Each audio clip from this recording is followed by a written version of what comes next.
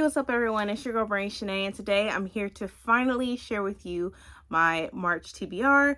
I was going back and forth on what I wanted to read in March. I'm a mood reader, y'all. So my moods have been up and down, um, you know, for obvious reasons.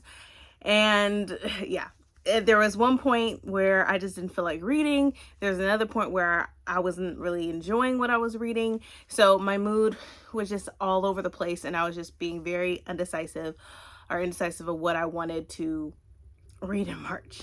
But anyways, I think I finalized it and I cut down some of the books that I wanted to read and some manga that I wanted to read this month. So let me share with you what I'll be reading in March. Okay, so first thing I'm going to be reading is the 11th volume of the Apothecary Diaries. I've read the first 10 in this within this manga series, and I've absolutely enjoyed it. So I'm really looking forward to reading the 11th volume. And then I'm trying to figure out if I want to subscribe to Crunchyroll or not, because the Apothecary Diaries is on there. It's a show, it's a series, and I was like, okay, I've been reading this manga, I want to watch it as well. So I'm really excited to not only watch the series but also to read this 11th volume. So this is what I'll be reading. The next manga, I was intrigued. I know people have talked about this book a few years ago. People still talk about it today. So I wanted to give it a try. And that is going to be the Witch Hat Atelier, Volume 1. And this is like a fantasy world. It says, a touch of magic. It says, the magical adventures that took Japan by storm is finally here, from acclaimed DC and Marvel cover artist Kamomi Shirahama. And it says, meet young Coco, curious and bright and desperate to learn how magic's wrought, but witches keep their secrets hidden tight, and witches Coco knows, are born, not taught. Then one day Coco spies upon a witch as he prepares the charms for which she yearns, and sees that, like her skill with thread and stitch, the truth is magic's something she can learn. Now with this knowledge, Coco starts to try to teach herself the witch's way with charms, and yet her aspirations go awry as Coco's magic causes grievous harm. To set things right, young Coco leaves her home, and so begins a tale within this tome. So I'm excited to start reading this. Let me know down below in the comments if you've already read this, or what's your thoughts about it. But yeah, I'm really looking forward to reading this. A next book, this is an ARC, but it's already out, and that is The American Daughters by Maurice Carlos Ruffin. I made it a priority this year to read male, books by Black male authors. Sorry, I'm having a tongue twister right now. So that is one of my goals this year. And so it says, a gripping novel about a spirited girl who joins a sisterhood working to undermine the Confederates. And it says, from the award-winning author of We Cast Shadow. So I'm really looking forward to this. I haven't heard anything about it, so I definitely want to do a book review, like a single book review for this book alone.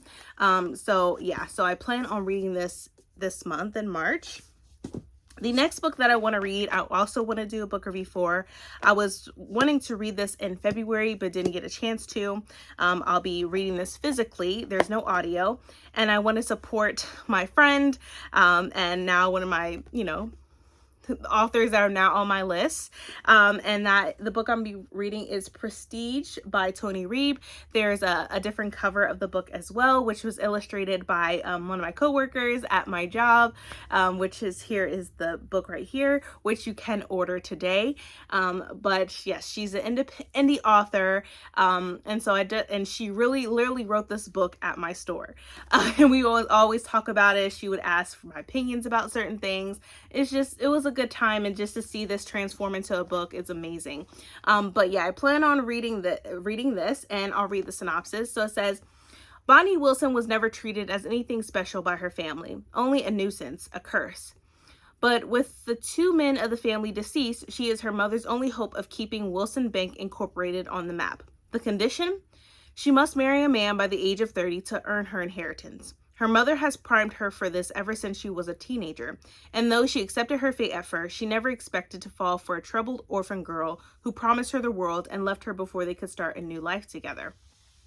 After repeatedly failing to meet her mother's demands of finding the right husband, Bonnie only has 2 more years before she loses her inheritance, and she and her mother are left with nothing. Marcus Spencer is the perfect guy to secure Bonnie's future. He has Illinois in the palm of his hands as the frontrunner for the upcoming gubernatorial election. So what if he's controlling? So what if he insults Bonnie's intelligence every chance he gets? So what if he's a man? He's perfect. After accepting a proposal she cannot refuse, Bonnie won't have to worry about her future much longer. But that future is threatened when her past love returns. And then it goes on to say, Artemis had 10 years behind bars to think about how badly she messed things up with Bonnie, even after her release 15 months ago. She knows better than to beg for forgiveness. Once her probation ends, she will leave Chicago and her past, Bonnie included, behind for good. But when their paths cross unexpectedly after so many years, she wonders if it's not too late to make up for their tumultuous history. So, yeah.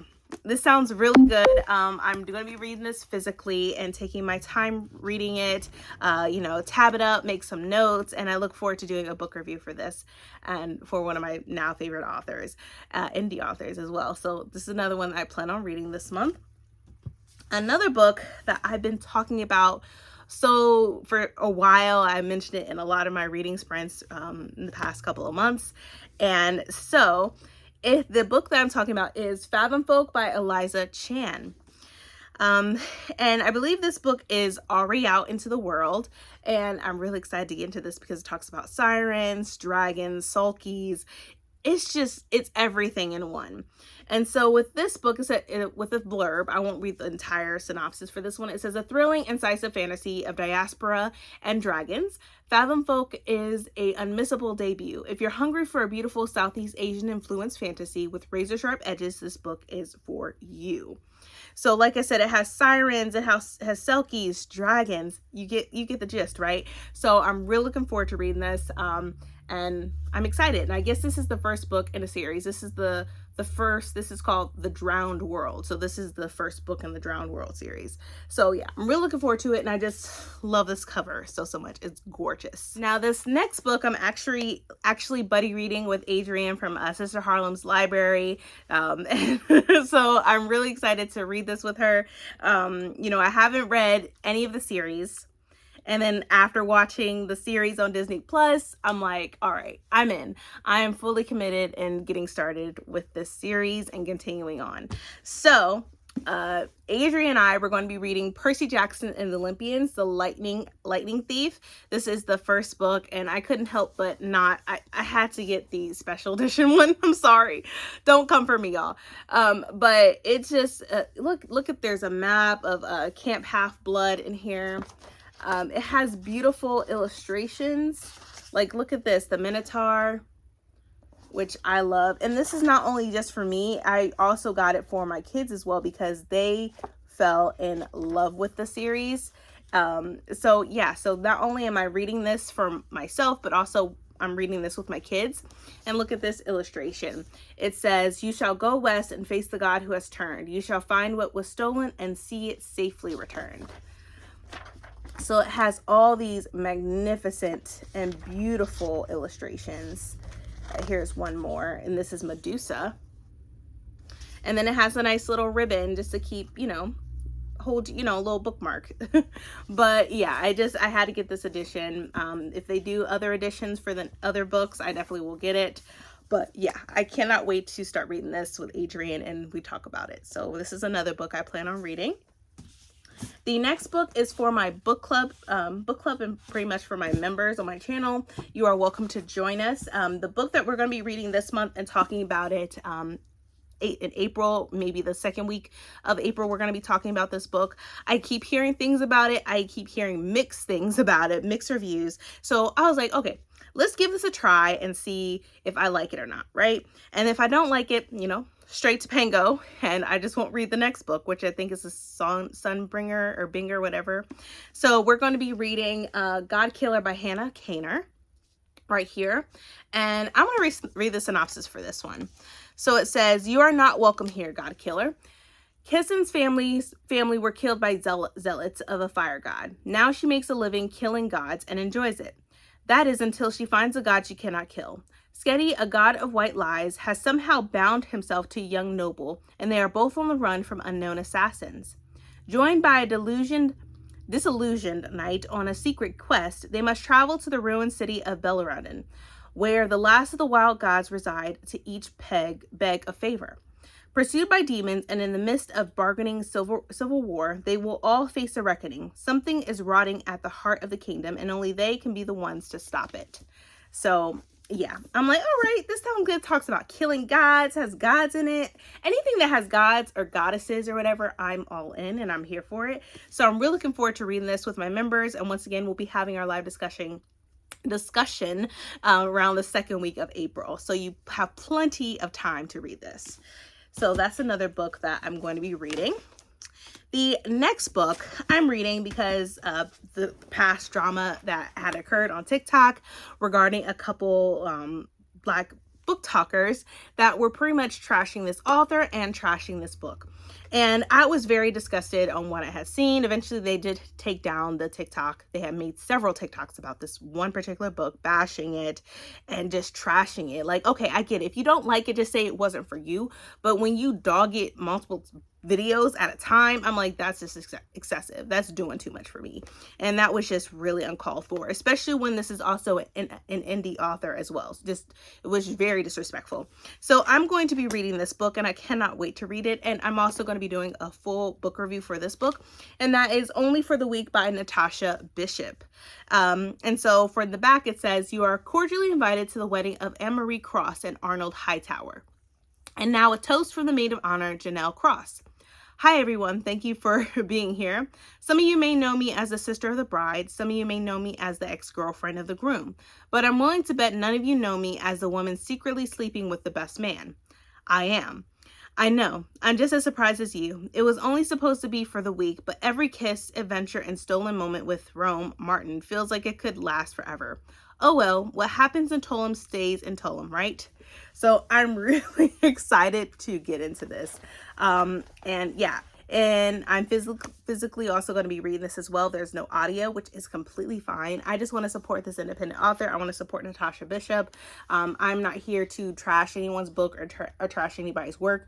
Being an author is hard. Being an independent author is very hard. Just being an author in general and putting yourself out there and being vulnerable, that is very hard. And just the people dog about your book and your baby, you know, it's uncalled for. In my opinion, like there are times where I don't like a particular book, right? But I'm not going to dog it. I'm going to be like, you know what? It wasn't for me. I feel like this story was this story was that. I've done that in some of my reviews recently. And so I always say I still would like for you to read it because you might like it and said, you know, you might like it more than I did, right? Reading is subjective. Everybody's going to form their own opinions about something. Somebody's going to like something that you really despise, right? Everybody has their own taste in reading. Everybody has their own taste in books. But if you do not like a book, you don't have to dog it. You don't have to go too deep. You can always just say it wasn't for me, but it might be for you. That's all there is. That's it. So I'm really looking forward to reading this and I'm excited. The next book that I cannot wait to read is Lore of the Wilds by Annalise Sabrana. I've heard nothing but great things about it. She was an independent author and now she's traditionally published. And I'm really looking forward to reading this book and this world. On the back of this book, it says, an abandoned library with a deadly enchantment, a Fey Lord who will do anything to get in, a brave human woman, a collector of stories willing to risk it all for a taste of knowledge and power. And it's like, apparently it's romantasy as well, which that's a whole, at this point, it's it's a different genre. It's romantasy, it's romance and fantasy, but it's nothing like fantasy. So you have fantasy and then you have romantasy, two complete different genres, in my opinion, but that's another discussion to be had. But I'm really looking forward to reading this and I cannot wait. And last but not least, I'm doing a book review about this. I don't care what y'all said. What y'all say. I did a book review for Aces of Spades, and of course I got to do a next review for this one, and that is Where Sleeping Girls Lie by Farida Yamide, right here. Looking forward to this so much, and I love this freaking cover, y'all. It is gorgeous and it is beautiful. So for this, it says, it's like I keep stumbling into a dark room, searching for the switch to make things bright again. It says Sadeh Hussein is starting her 3rd year of high school, this time at the prestigious Noble Academy boarding school, after being homeschooled. Misfortune has been a constant companion throughout her life, but even Sadeh doesn't expect her new roommate, Elizabeth, to disappear after Sadeh's first night, or for people to think she has something to do with it. With rumors swirling around her, Sadeh catches the attention of the girls collectively known as the Unholy Trinity, and they bring her into their fold. Between learning more about them, especially Persephone, who Sadeh is inexplicably drawn to, and playing catch-up in class, Sadeh already has so much on her plate. But when it seems people don't care enough about what happened to Elizabeth, it's up to her and Elizabeth's best friend, Baz, to investigate. And then a student is found dead. As Sadeh and Baz keep trying to figure out what's going on, Sadeh realizes there's more to Alfred Noble Academy and its students than she thought. Secrets lurk around every corner and beneath every surface. Secrets that rival even her own. So yeah, I'm looking forward to this, and I just love the book. I love the cover. You see the Noble Academy right here. Like, I'm here for it. So yeah, expect a book review from me. Just expect it. But that is it. Those are all the books that I plan on reading in March, which is already March as I'm recording this, but better late than never, and I'm glad that I'm sharing these books with y'all. I'm really excited to read every single one. They all sound very good. I feel like these are going to be some books that I'm really going to enjoy, and I'm excited. So these are all the books that I plan on reading in March. But I really hope you enjoyed this little, this TBR video of mine. I know it's late, but once again, better late than never, and I still wanted to share with y'all what I was reading. But thank you all for watching, and I hope you all are staying healthy and staying safe, and I will catch y'all next time. Bye, everyone.